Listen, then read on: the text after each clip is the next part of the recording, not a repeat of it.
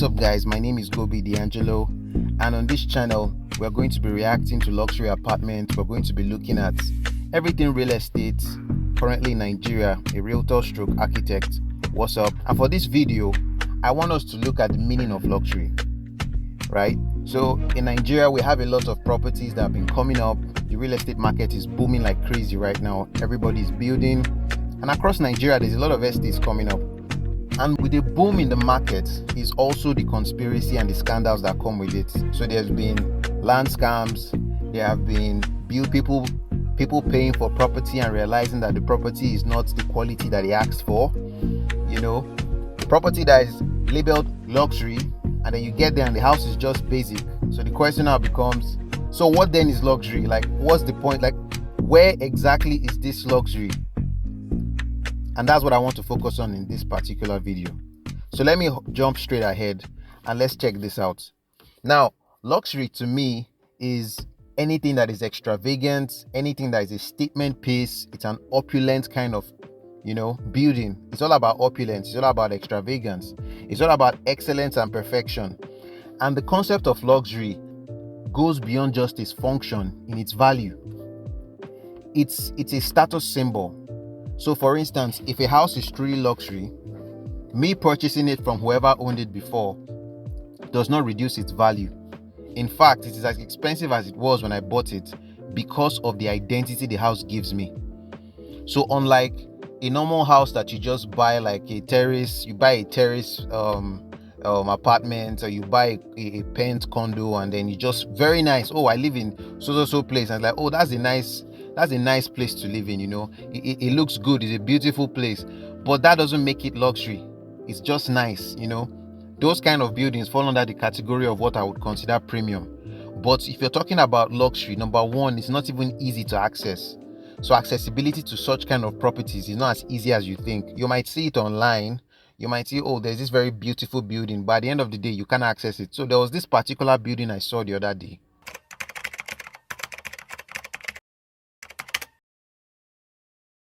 Now, this particular property that I saw, I was very curious because the design was so unique, and I just wondered to myself, okay, who designed this building, right? Who is the architect? Who were the engineers? What's the history behind this building? Believe you me, every detail you can ever find about that building is hidden. The only thing you know about this building is the address. And if you're going to get this property, there's a specific real estate firm that you're going to have to contact. So when you're talking about luxury properties, a status symbol, oh, I stayed at such so and so place at so time, that already adds to your repute. So it's not just having a fine house that has like maybe nice tiling and gold railings and everything just looks cute. No, luxury properties are over the top. And what do I mean by over the top? You get in there, the compound is ridiculous. You might find out that the house has a private golf course. The swimming pool is Olympic grade. It's not just about having a smart home, but it is smart with a level that is not common. Now that's luxury. That's actually what you would consider luxury. And by the way, I'll just have a question to ask you guys, and probably maybe at the end of this video you should have an idea of what I'm talking about. Now, if I was to ask you, is an iPhone a luxury product? Is iPhone luxury? Is iPhone the kind of product that you feel is a luxury item? Like if you have an iPhone right now, you feel like it's luxurious. If you believe so, I want you to put a 1 in the comment section. Now, if you think that iPhones are nice, but they're not necessarily luxury, I want you to put a 2 in the comment section. And perhaps by the end of this video, you guys will have an idea what I think about that. So let's look at the concepts. I've said it already, luxury items are over the top. They are not easily accessible, and they are super expensive. That's already established. Now let's look at other features within this luxury building that makes it stand out. Exclusivity. You should be very private. It's crazy that you look at celebrities, they stay in their luxurious private apartment, and then for paparazzi to get them, they have to like climb a tree or something and just to get their picture. If you say you're living in a luxury apartment, you're living in a luxury building, and it's so easy for me to take your picture, you're not in luxury. Your home is not luxury, because accessibility should be very difficult for me for that house to be luxury. Yeah. Now, another thing is the location. Is your house located just down the street from where they sell things? Is your house close to the filling station? Can I get to your house if I cross the street? Can I see your fence? Can I see your gate from just outside? If you stay in Lagos, you understand what I'm saying. If you're staying in an estate, in a estate where everybody's house looks the same, but you just happen to have some premium stuff in your house, you're not luxury, because from my own fence I can see everything that's going on in your place. That's not luxury. Luxury is super exclusive. It's a kind of thing that is a gated community. So if I'm not in that experience, I should not even be able to see you. And then level of controlled access, security is very tight in such locations. So if you live in an estate where I just need to tell them that I'm coming to buy something, or he's not my friend, I've come here before and they can allow me pass, you're not in luxury. You're not in luxury. A good example of a luxurious estate is Pinnock Estate. Pinnock Estate is somewhere around Lekki. Now that for a fact is luxury, right? But there are still some features about Pinnock that doesn't make it luxury. But let's just say, it has some of those characteristics of luxury. So that's what I mean by luxury. And then looking at luxury from the position of its value, if you buy a luxury property and you're living in a luxury property, it's a status symbol for you. So if I get into a conversation with someone I'm doing business with, or I'm at a meeting, and I tell them, oh, I'm coming from so and so place. If I say, oh, I'm coming from Pinnock Estate, and it's like, wow, you stay in Pinnock? I'm like, yeah, I stay in Pinnock. It's like, oh, that's interesting.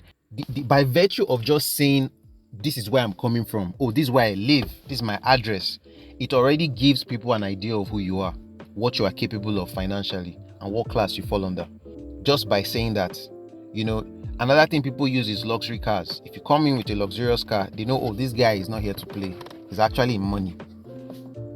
So it's also a status symbol, and when it is sold, it still carries its value. It doesn't lose value because you've lived in it. It actually appreciates by virtue of how it is handled. So luxury is not your typical kind of house that when you're done with, the next person comes, wants to break it down and build something else. That's not luxury. Luxury also is iconic. If I've not mentioned that already, it's an iconic building, it's an iconic piece. If I say a luxurious home, I shouldn't be able to mistake it for someone else's house. Now, it's possible that because of design styles, if you're doing a Victorian kind of architecture, so there's a lot of ornamentation, there's a possibility that if someone else has that kind of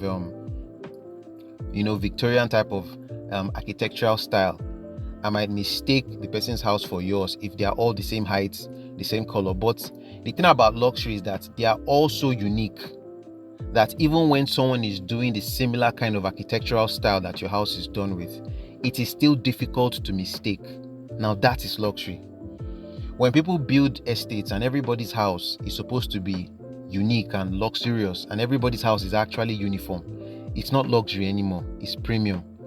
You have basically prioritized the function of the estate above the aesthetic significance and symbolism that a luxurious property should have. So now that we've spoken about luxury, the definitions and the characteristics, let's look at premium. Why is a house considered premium and not luxury, even though it might have some of those qualities that you might consider luxury? Number one is premium items are usually renewed frequently, right? And they focus more on function above aesthetics. Now, if you go into this house, the house is beautiful from the outside already. So I'm not even trying to, downplay the house. The interior is beautiful, smart home installation, top of the line finishes and all that. But if you check the house properly, there's nothing really unique about it, but it's very functional and it's very nice. That's one thing you understand. Another thing about premium property is that there are multiple versions of it. Luxury is supposed to be exclusive. It's supposed to distinguish you. If you're seeing similar houses to yours in the same environment, your house is not luxury and you are not that special. That's the point. You are not that special. What makes your house stand out is what makes it luxurious. It's part of the identity of luxury. So if you go into a house that's okay, it seemingly has an elevator like a luxurious house should, but it's like one elevator. Is the elevator beautiful? What does that elevator do with regards to the experience of living there? The landscaping of that particular property. Oh, it's a big house, but your parking space is for only 2 cars and you can barely move around. you've maximized the space to build the biggest house possible, and you've given little to no space for your cars to move around. That already establishes a context for what kind of house I'm looking at. Your house is not luxury, it's probably just premium, because function is the main thing. And I'm saying this because a lot of developers in Nigeria are focused more on being able to build as many houses as possible on a plot of land. And that is why you would see houses that the floors are all concrete paved, interlocking stones everywhere. There's barely any green. And if there is, it's minimal, because they are trying to maximize space to build as many houses in that estate and get many people to buy. So for all of us in this country, majority of the time, real estate is basically about profit. But I think that to an extent, we've started to betray the urban needs of the environment, just so that we can achieve that financial goal we probably set for ourselves, or maybe even push our profits a little higher. And so people are building premium properties around. Some of these premium properties are actually questionable, by the way. We're going to check and explore all these things in later videos, right? Because it's not enough for your house to look nice. It's not enough for your house to have those outward decor that make your house look like beautiful and the interior is so amazing. But you have to do a water test. We need to test the electrical power. How is electrical supply to that house? Is the wiring done correctly? Are all the switches working? Do the taps work? And the water coming out, is it clean? By the time you start to factor in all these other qualities or features that a true luxurious property has, and the amenities that come with it, if you say a property is serviced, a serviced property, a serviced apartment, then what I'm expecting is concierge. If I'm staying in a condo, then a concierge should come and pick up my things. There should also be a valet that will park my car. If I'm having anything I need to get done, like my laundry, if I need to get something cleaned, I can just be confident that there's already a facility to, get that done for me, because that is what I have paid to experience. It's almost like you're staying in a hotel. That's what luxury should be. That is what luxury actually is. It's not just in the building itself, but it's also in the amenities and the facilities that are provided to make life comfortable, very comfortable. So that is luxury. All these properties, majority of them are premium in Nigeria. Premium even with some flaws. For any luxury estate, by my own definition, will have 4 E's: excessive, expensive, extravagant, and exclusive. These are the 4 E's that I give to luxury properties. As for premium properties, they are premium material build, premium architecture, not necessarily exclusive in its design, not necessarily iconic, very functional for comfort. That's premium for me. It doesn't go overboard. It just gives you the highest level of functionality you can get with regards to a comfortable experience. They do as much as possible, but not necessarily over the top. And then by virtue of definition, the definition of luxury is basically opulence and the extravagance and the value that you put to items that go beyond just its function, but to a place of status. And it gives you a distinguished feel to have that item. So an item that distinguishes you from every other person. An item that can serve as a brand identity for you. An item that elevates your class. An item that gives you a distinguished experience that is different from every other person. An item that is limited in its accessibility. It's like a luxury watch. Not everybody can get their hands on it. And if you ever even seek to get that kind of watch or that particular kind of car, you have to be on a queue.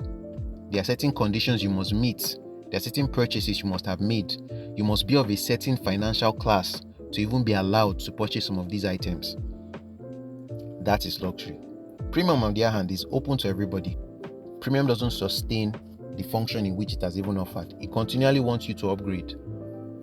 And so if you consider the first question I asked you about the iPhone for many people may be considered a luxurious item, but the fact that you must buy a new one as the year ends is already problematic.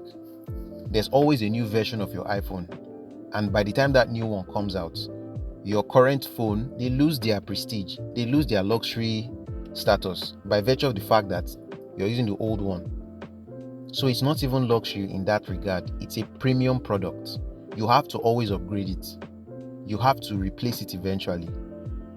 So that's the difference for me when you talk about premium and luxury. And I believe that with this video, we've already touched definitions and we've looked at certain things we should look out for whenever we're assessing a house. So in our next video, we're going to be looking at properties in Nigeria and we're going to answer that question: are these houses luxury or not? Thanks for watching and thanks for listening all through. Please put your comments in the comment section. See you all soon.